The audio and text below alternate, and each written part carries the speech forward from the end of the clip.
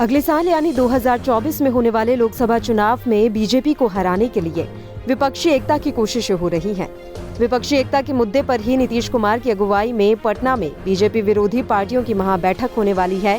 UP के पूर्व CM और समाजवादी पार्टी के मुखिया अखिलेश यादव भी इस बैठक में शामिल होने वाले हैं।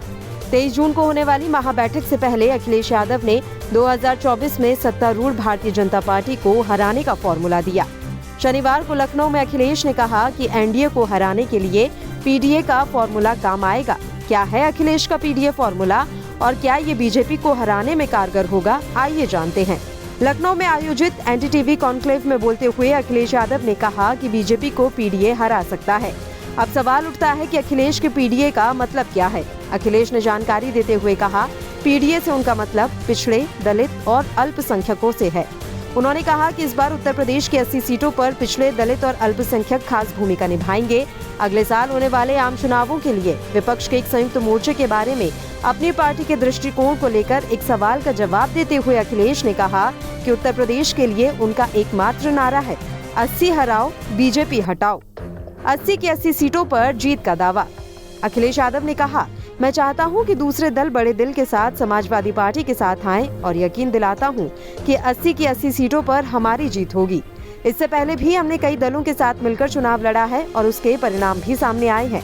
अखिलेश ने उम्मीद जताई कि इस बार भी उन्हें इसी फॉर्मूले पर काम करना चाहिए। उन्होंने कहा कि कई वरिष्ठ नेताओं से बात करने के बाद यही निष्कर्ष निकला है कि जो दल जहां मजबूत है वहां उसके उम्मीदवार का समर्थन करना चाहिए। अखिलेश यादव ने राष्ट्रीय चुनावों के लिए कांग्रेस और मायावती की बीएसपी के साथ अपनी पार्टी के पिछले गठबंधनों का हवाला देते हुए दावा किया कि समाजवादी पार्टी हमेशा एक ईमानदार और मिलनसार गठबंधन सहयोगी रही है।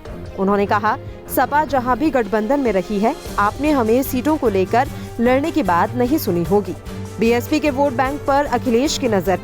दरअसल समाजवादी पार्टी लोकसभा चुनाव के लिए बीएसपी के दलित वोट बैंक को लुभाने पर ध्यान केंद्रित कर रही है।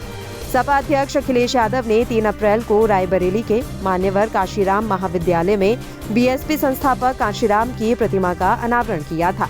इस कार्यक्रम में उन्होंने यह कहकर दलित समुदाय तक पहुंच बनाने की कोशिश की कि समाजवादी नेता राम मनोहर लोहिया ने जो रास्ता दिखाया था वही हाशिए पर पड़े लोगों के उत्थान के लिए BR अम्बेडकर और काशीराम ने दिखाया था। खैर, ये पहला मौका नहीं है जब अखिलेश यादव दलितों को लुभाने की कोशिश कर रहे हों। पिछले साल यूपी विधानसभा चुनावों से पहले उन्होंने घोषणा की थी कि समाजवादी और अम्बेडकरवादी बीजेपी को खत्म करने के लिए एकजुट होंगे।